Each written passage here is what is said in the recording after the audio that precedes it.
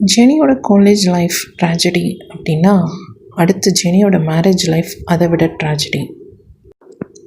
ஜெனியோட மேரேஜில் பார்த்திங்க அப்படின்னா, மாப்பிள்ளையே மாறிட்டார் அப்படின்னு சொல்லலாம். ஏன்னா ஜெனிக்கு வர வேண்டிய ஒரிஜினல் மாப்பிள்ளை வரலை. அவருக்கு பதிலாக டூப்ளிகேட்டாக ஒருத்தர் தான் கல்யாணம் பண்ணியிருக்காரு ஜெனியை.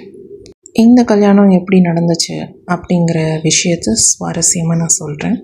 ஸோ அதுக்கு முன்னாடி ஜெனியோட கல்லூரி லைஃப்பில் இன்னும் கொஞ்சம் பேலன்ஸ் இருக்குது. அது என்னென்ன அப்படிங்கிறத தெரிஞ்சுப்போம். ஜெனியோட பாட்டி முத்து, மேரி இவங்க 2 பேரும் மும்பையில் இருந்தாங்கன்னு சொன்னேன் இல்லையா. ஸோ அவங்க மூலியமாக தான் ஜெனிக்கு ஒரு வரன் வருது. அவங்க தான் பெண் பார்க்க ஜெனியோட வீட்டுக்கு வராங்க மும்பையிலிருந்து. ஜெனியோட பாட்டி தஞ்சாவூரில் செட்டில் ஆகிட்டதுனால இப்போ மும்பையிலிருந்து சுசீலா அப்படிங்கிறவங்க வராங்க ஜெனியோட பாட்டி வீட்டுக்கு. அவங்க வேளாங்கண்ணி போகிறது அடிக்கடி வழக்கம். ஸோ அப்படி போகும்போது ஜெனி என்னுடைய பாட்டி வீட்டுக்கு தஞ்சாவூரில் பார்க்குறாங்க. பழைய ஃப்ரெண்டு எப்படி இருக்கீங்க அப்படின்னு. ஸோ அப்போ இந்த சுசீலா ஜெனியோட பாட்டிக்கிட்ட சொல்கிறாங்க, என் பையனுக்கு ஒரு பொண்ணு பார்க்கணும். இப்போ சுசீலாவோட ஃபேமிலி வேளாங்கண்ணி போயிட்டு அப்படியே ஜெனியோட ஃபேமிலியில் பெண் பார்க்குறாங்க. ஸோ அப்போ தான் ஜெனி அப்பா கூப்பிட்டு, நீ வா வீட்டுக்கு வந்திருக்காங்க, காஃபி கொடு அப்படின்னு சொல்கிறாங்க. ஜெனியோட பாட்டி தாத்தா ஷூரிட்டி தராங்க, ரொம்ப நல்ல பையன், எந்த வித கெட்ட பழக்கமும் இல்லை, மும்பையில் தான் இருக்கான், நமக்கு நல்லா தெரியும் அப்படின்னு ஜெனியோட அம்மா அப்பாவுக்கிட்ட கன்வீனியன்ஸ் பண்ணுறாங்க. ஜெனியோட அம்மா அப்பாவுக்கும் கொஞ்சம் பிடிச்சிருக்கு அப்படின்னு சொல்ல முடியாது. ஓகே, நம்ம பொண்ணுக்கு இதை விட இன்னும் நல்ல வரன் பார்க்கலாம், நம்ம பொண்ணுடைய ஸ்டேட்டஸ் கேரக்டர் வேறு இருக்குது அப்படிங்கிறத அவங்க யோசிக்கிறாங்க. இருந்தாலும் இந்த தாத்தா பாட்டி அப்படிங்கிறவங்க என்ன பண்ணுறாங்க அப்படின்னா, கொஞ்சம் உறவாடி கெடுதல் செய்வார்கள. ஸோ அந்த மாதிரி கன்வீனியன்ஸ் பண்ணுறாங்க. இல்லை ஒரு வாட்டி பார்ப்போமே, நல்ல பையன்தான் அப்படின்னு. சரின்னு ஜெனியோட அம்மா அப்பாவும் ஓகே வீட்டுக்கு வர சொல்லுங்கள், பேசுவோம் அப்படின்னு சொல்கிறாங்க. ஜெனியோட அம்மா பையனோட ஃபோட்டோவை ஜெனிக்கிட்ட காண்பிக்கிறாங்க. ஜெனி ஒரு டைம் பார்க்குறாங்க, பட் ஜெனிக்கு பிடிக்கல. ஸோ உடனே ஃபோட்டோவை தூக்கி போடுறாங்க. அதுக்கப்புறம் அவங்க எந்த ஊருன்னு கேட்குறாங்க. மும்பை அப்படின்னோடனே ஜெனியோட மனசில் ஆஹா மும்பை பிளாஸ்ட் ஆனிச்சு, அந்த ஏரியாவா அப்படின்னு ஒரு பயம் வருது. நான் போக மாட்டேன், எனக்கு வேண்டாம் அப்படின்னு சொல்லிவிட்டு அவங்க தன்னுடைய காலேஜ் ஒர்க்குக்கு கிளம்பிடுறாங்க ஃபாஸ்ட்டாக. ஜெனியோட கல்லூரி பணியின் போது ஜெனிக்கு கிடைத்த நண்பர்கள் அப்படிங்கிறவங்க நிறைய பேர் இருந்தாங்க. அதில் முக்கியமான நபர்கள் அப்படின்னு சொல்லணும் அப்படின்னா, ஜெனியோட கல்லூரி பணியில் தொடர்ந்து உதவியாக இருந்தவர் அப்படின்னா அப்துல் அப்படிங்கிற ஒரு சாரை பற்றி சொல்லணும். இவர் ஜெனியோட ஒரு க்ளோஸ் ஃப்ரெண்ட் அப்படின்னு கூட சொல்லலாம். ஜெனியும் அப்துல் சாரும் 2 பேருமே ஒன்றா தான் ட்ரெயினில் வருவாங்க. அப்துல் பார்த்திங்க அப்படின்னா திருச்சியிலேருந்து வருவார், ஜெனி தஞ்சாவூர்லேருந்து ட்ரெயின் ஏறுவாங்க.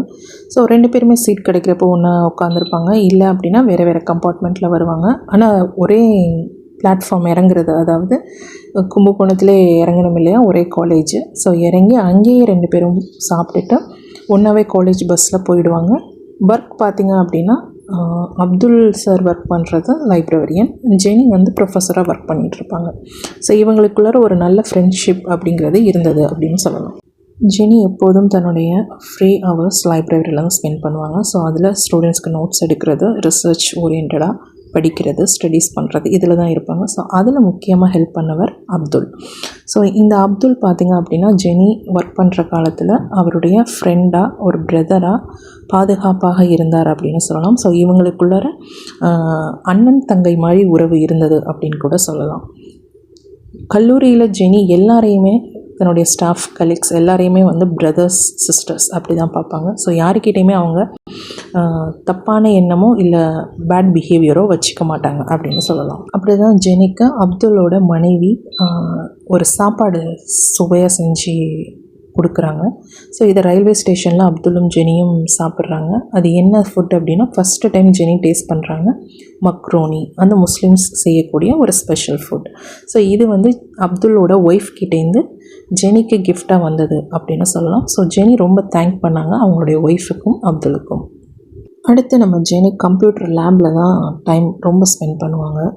ஸோ அதில் அவங்க நோட்ஸ் ப்ரிப்பேர் பண்ணுறது, தென் இன்டர்நெட் யூஸ் பண்ணுறது. ஸோ இதில் அவங்களுக்கு ரொம்ப ஒரு முக்கியமான ஃப்ரெண்டு பார்த்திங்க அப்படின்னா சுவாமிநாதன். ஸோ இவர் கம்ப்யூட்டர் லேப் அசிஸ்டண்ட் ஒர்க் அப்படின்னு கூட சொல்லலாம். ஸோ இந்த சுவாமிநாதன் ஜெனிக்கு ஒரு நல்ல ஃப்ரெண்டாகவே கல்லூரி பணியின் காலத்தில் இருந்தார்கள் அப்படின்னு கூட சொல்லலாம்.